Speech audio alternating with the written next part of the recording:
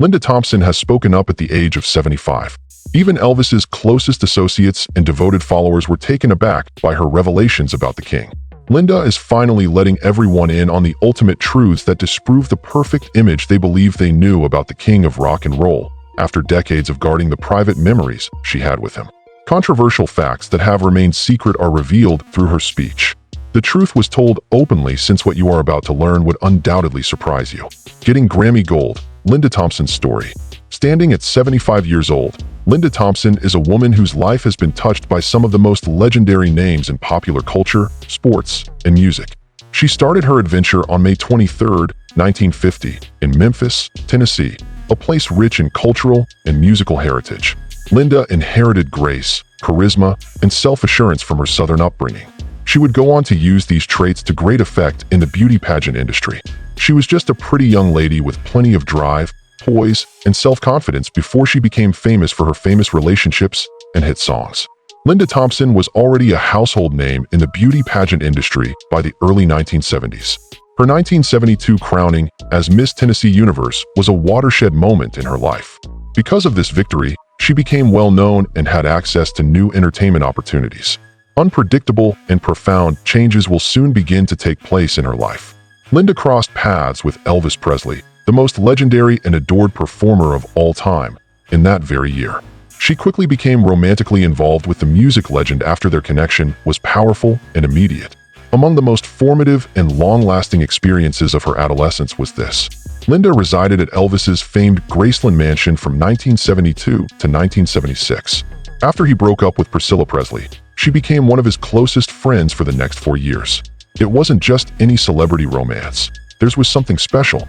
It had layers of emotion, was very personal, and was full of happiness and sadness.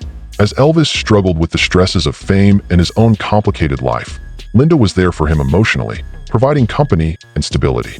Being associated with Elvis meant more than simply basking in the limelight. It also entailed being a close observer of his challenges. Whenever I felt vulnerable, she was there. Despite the glitz and glamour of their lives together, Linda frequently played the role of caregiver and confidant. Even though their time together was significant, it ended in 1976. Linda clarified afterwards that she didn't leave because her love for Elvis waned, but rather because she felt she couldn't meet his needs. In 1977, just 1 year after that, Elvis died away. Their relationship may have ended, but Linda's feelings for him remained strong. Being there for him during a pivotal period of his life enhanced his legacy, and Linda's memories of their time together provide light on the real Elvis, not the myth. Again, Linda's life took a drastic turn not long after her encounter with Elvis. Bruce Jenner, whose real name is Caitlyn Jenner, was her boyfriend from 1977 until her transition. At the 1976 Montreal Olympics, Bruce won the decathlon and became a famous Olympic gold medalist. Their romance blossomed, and they tied the knot in 1981. For Linda, this marriage was the start of a new chapter in her life, one in which she would prioritize her family and her own development. Bruce Jenner and Linda Jenner had 2 kids, Brandon and Brody, during their marriage. While raising her children and dealing with the scrutiny that came with her and Bruce's public personas, Linda took on a new role as a mother. Linda and her sons had a close relationship even after their marriage ended in 1986. Her involvement in their lives did not end with the divorce. She continued to encourage their passions and help them launch successful music and reality TV careers. Later in life, Brandon and Brody would become famous after appearing on reality TV shows like The Hills and KUWTK. Linda was there, behind the scenes, assisting them and directing them as they climbed the ladder of modern fame. As a songwriter, Linda underwent the most radical career change of her life. She started working with big names in the industry, including producer and musician David Foster, in the late 80s. She collaborated with Michael Jackson on the lyrics for the 1988 single, It's the Falling in Love, which was on Jackson's album Off the Wall. She finally gained respect as a real lyricist thanks to this accomplishment, which marked a turning point in her career. She had not only lived among legends, but she could also make a valuable contribution to their work. Linda experienced a time of great artistic growth in the 1990s. Their professional relationship blossomed into marriage in 1991 when she continued to work closely with David Foster. Linda and David became an incredible duo during the next years, crafting enduring compositions by skillfully combining musical elements with personal experiences. Her breakout success as a working musician occurred in 1993 when she co-wrote the song I Have Nothing with Whitney Houston for the soundtrack of the film Bodyguard. The song had an international smash and received 2 nominations for Grammys and an Oscar. Its emotional depth and strength were greatly influenced by Linda's words, and Whitney Houston's rendition of it is now one of her most iconic songs. After that, Linda's success as a songwriter persisted for another decade. Many in the music industry held her in high esteem for her lyrics, which could convey raw emotion, complexity, and vulnerability. She was wed to David Foster till 2005, a connection that was meaningful on a personal and professional level. Despite the dissolution of their marriage, the music they made together continues to influence contemporary music and popular culture. Although Linda Thompson has achieved great success in her life, she has also faced controversy, family strife, and other problems.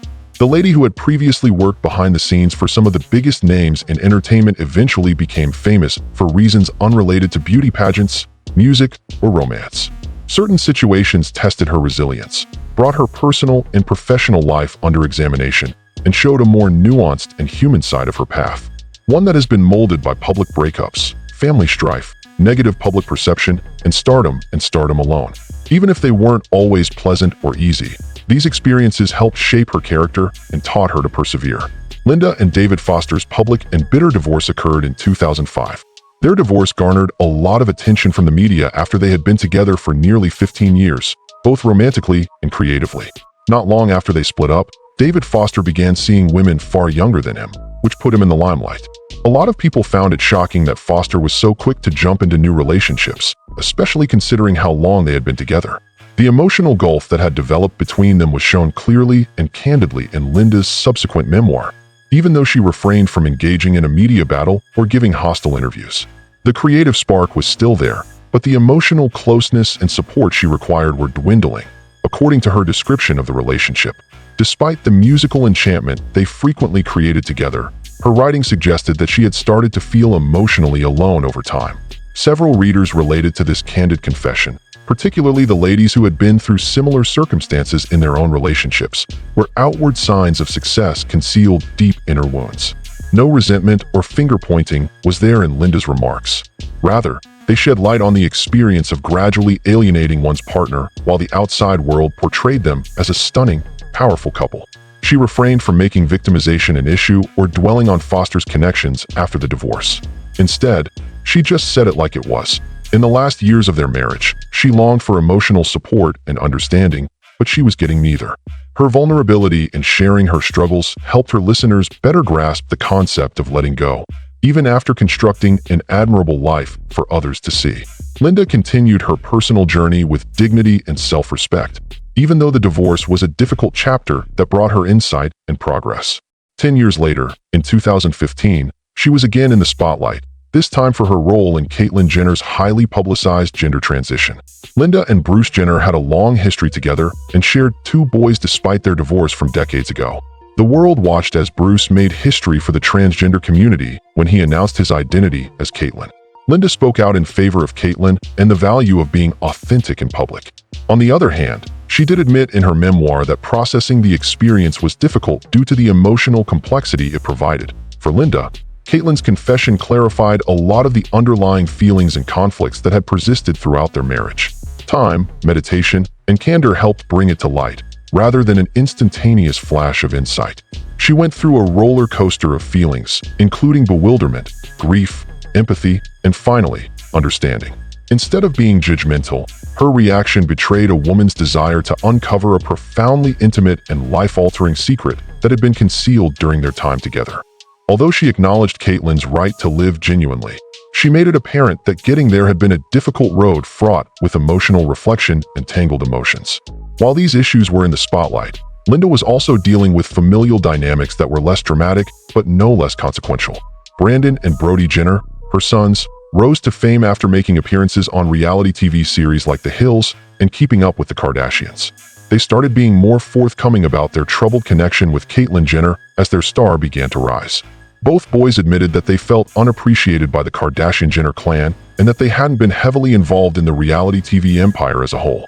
According to some sources, Linda made an attempt to shield her sons from the limelight of reality TV, particularly when they were little. As Linda's boys matured and started to establish their own personalities, the topic of her overprotective parenting style came up. There may have been emotional and physical isolation between Brandon and Brody and their father's extended family as a result of her attempts to protect them from the famous pressures. Nevertheless, a lot of people saw her decisions as a mother trying to do what was right by her kids. Striking a balance between the need for personal space and the demands of a public blended family was no easy feat. Subtly, but significantly, Linda's public narrative included her role in those decisions. An additional dimension to Linda's narrative was provided by her son's candor on their childhood, something that brought attention to her unwavering presence, even when her family was divided. The rumor of Linda's romance with Elvis Presley has persisted for a long time, but it has never been proven. Although most Elvis fans have looked up to her and loved her, seeing her as one of the few constants in his life in his later years, cynics have wondered what she was up to when they were together. On times, Linda was depicted in online conversations and fan forums as being overly possessive or as someone who remained with Elvis for selfish reasons. But there has never been any proof or reliable reports to support these assertions. The idea that Linda dominated or manipulated Elvis is something she has always denied. Linda has said that she loved Elvis very much and tried to be there for him when he was going through tough times with his health, addiction, and stardom. From his birth until his last concert, Elvis Presley's life was a tornado of fame, sorrow, and genius. Chapter after chapter makes an indelible mark on the annals of American culture and the history of music around the world. Born to Vernon and Gladys Presley on January 8, 1935, in Tupelo, Mississippi, his life began on that day. Although he came from humble beginnings, Elvis was nurtured by gospel music, Southern culture, and a close relationship with his parents, particularly his mother Gladys, who played a pivotal role in his life. Elvis had a profound passion for music even as a child, frequently taking in the melodic sounds of his environment while singing in church. This formative experience laid the groundwork for a lifelong passion that would change the face of music forever. Elvis Presley uprooted his life and his family to Memphis, Tennessee in 1948. Moving to a city that was blending blues, gospel, and country music at the time was a watershed moment in his life. The city of Memphis would have a significant impact on Elvis's distinctive sound. His intense love for music never wavered, even as an introverted and reserved adolescent. As a child growing up, he was exposed to a wide variety of musical styles, the twang of country music, the soul of blues, and the rhythms and energy of black gospel choirs all found their way into his music. When Elvis appeared on The Ed Sullivan Show in March 1956, his fame took off, a nationally syndicated television show. Viewers were both amazed and horrified by his televised performance. His twirling dancing techniques were controversial but also much admired. His young, rebellious admirers regarded him as a new voice in a changing culture, while his conservative detractors accused him of fostering immorality. The publicity catapulted Elvis to stardom and solidified his position as a pioneer of the rock and roll era. In an intimate Las Vegas ceremony, Elvis wed Priscilla Presley on May 1, 1967. Their marriage was a public spectacle, a reflection of his growing maturity and undeniable star power. It wasn't until February 1, 1968, less than a year after they were married, that Lisa Marie Presley came into this world. The arrival of his daughter gave Elvis's life purpose and meaning again. Many people thought the king of rock and roll was beginning a new phase, one where he was more grounded, steady, and maybe even inspired musically. In December 1968, that notion was fully realized when Elvis made his triumphant return to television with the now iconic '68 comeback special. Wearing a black leather outfit and radiating enthusiasm, he gave a performance that would be remembered for a long time. Both his admirers and his detractors were reminded of his initial, undeniable skill in the program, which helped to revitalize his public image. This marked a watershed moment, indicating that Elvis was far from done and could still hold his own on stage. When Elvis performed at the International Hotel in Las Vegas from 1970 to 1973, he achieved new heights. A record-breaking crowd, spectacular costumes, and powerful singing were the hallmarks of these concerts. His live performances attracted fans from all around the globe. This time also solidified his legendary position and heralded the start of his famous jumpsuit era. But behind the scenes, things were starting to fall apart. He started to feel the effects of his hectic schedule and the pressures of celebrity on his physical and mental health. Elvis and Priscilla's divorce was formalized in October 1973. The breakup was devastating for each of them, even though they were amicable and shared custody of Lisa Marie. Additionally, it signaled that Elvis would spend more time alone in the future. His health started to deteriorate in the mid-1970s. More and more people were reporting symptoms of irrational conduct and drug dependence. His friends and co-workers saw a change in him, both physically and emotionally. Elvis, motivated by a mix of self-respect and contractual duties, persisted in touring and performing despite this. In Indianapolis, Indiana, Elvis performed his last concert on June 26, 1977.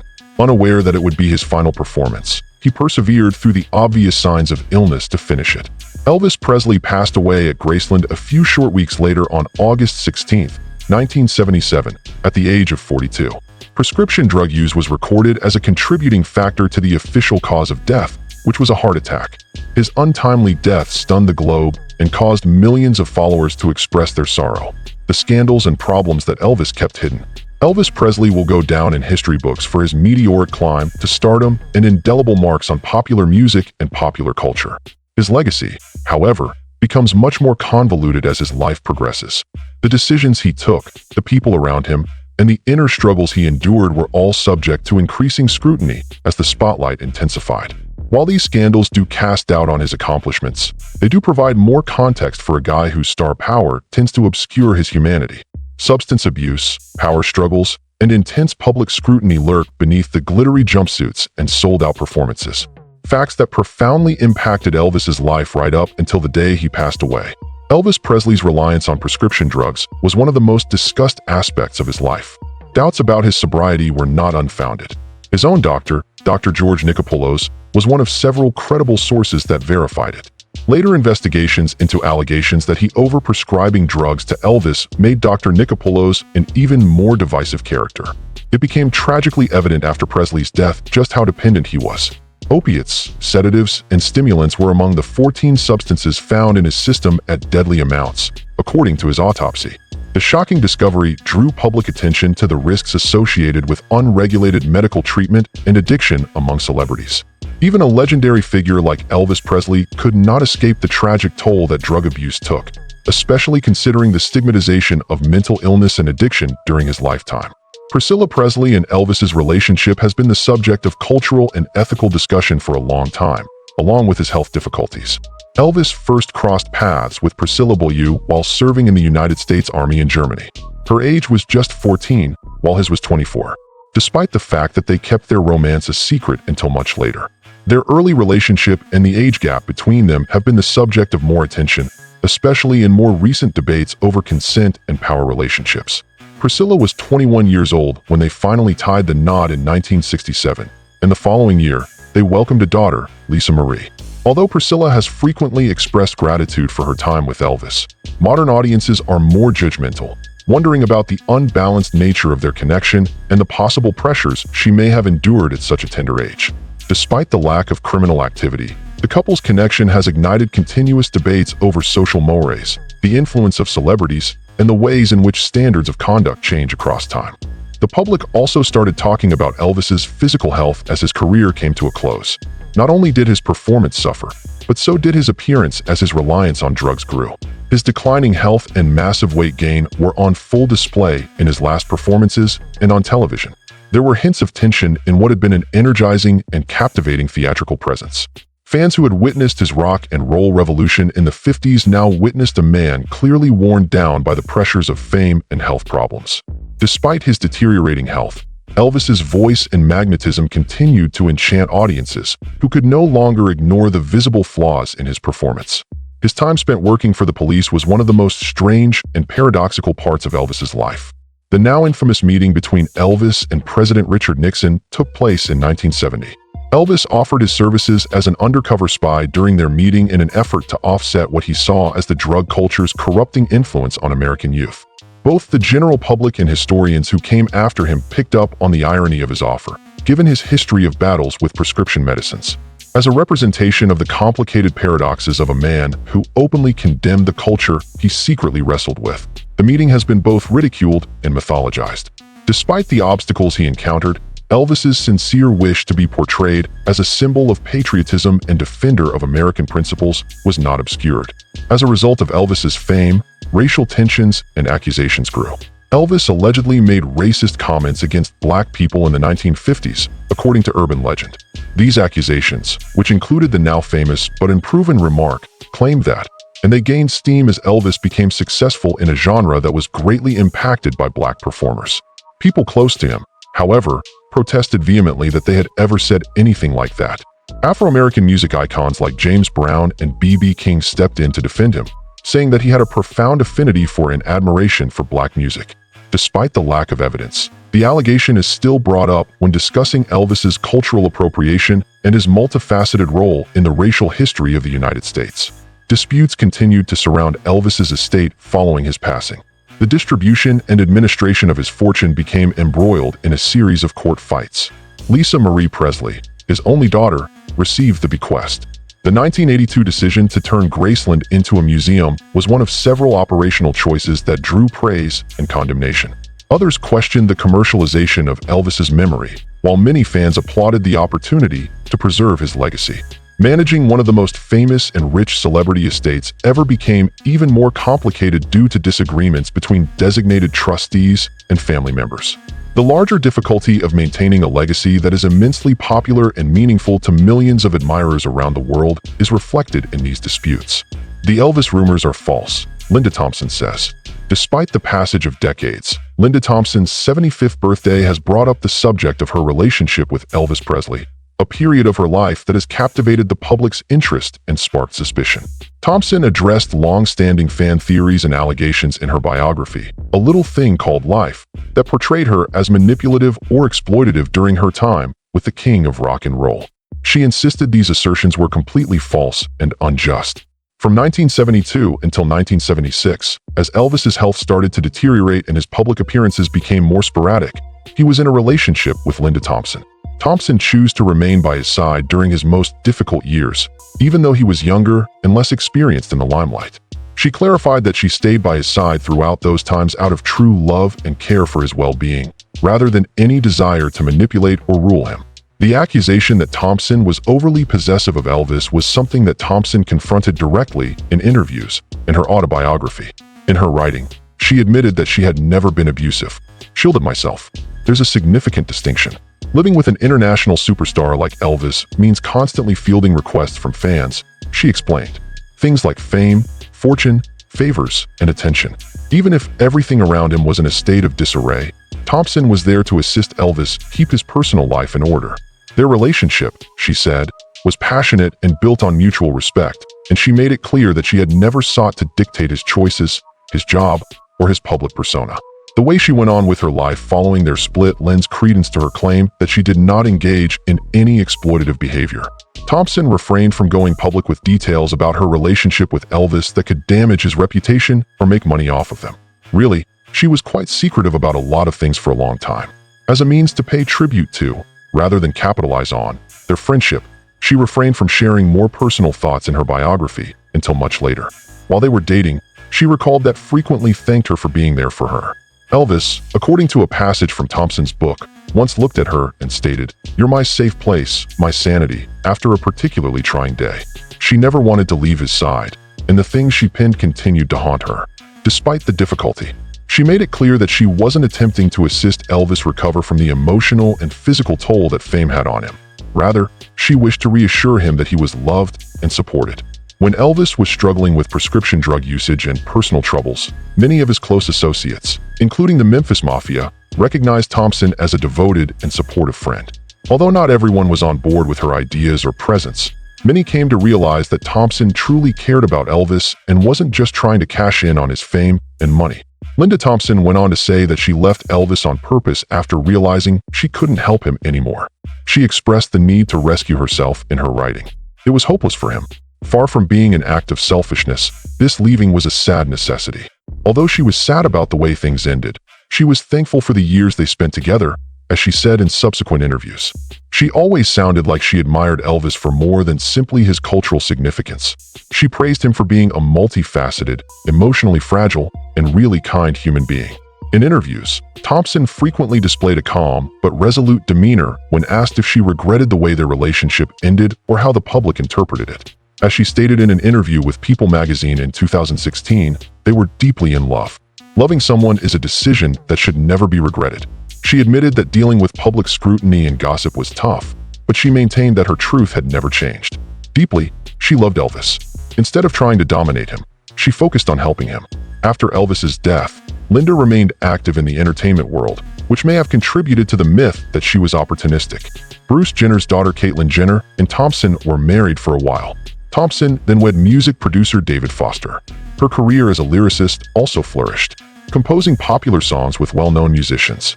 This trajectory was occasionally cited by critics and doubters as proof that she exploited her friendship with Elvis for ulterior motives. According to Thompson, who refuted the claim, her career in show business had started before she even met Elvis. A former Miss Tennessee Universe, she aspired to be an actress and writer. The foundation of her success, she insisted, was not Elvis's name but her own drive and skill. Thompson further clarified that Elvis himself had urged her to pursue her dreams. She told him stories of how he would sit and listen to her plan her future or practice lines for an upcoming performance.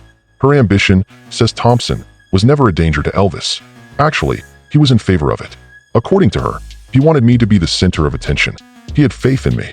Aiming to create meaningful art rather than pursue fame was her driving force when she started working as a lyricist, particularly in collaboration with David Foster, she said.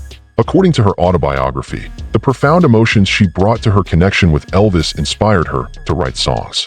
A longing to find common ground, to mend broken relationships, and to put into words what words failed to convey.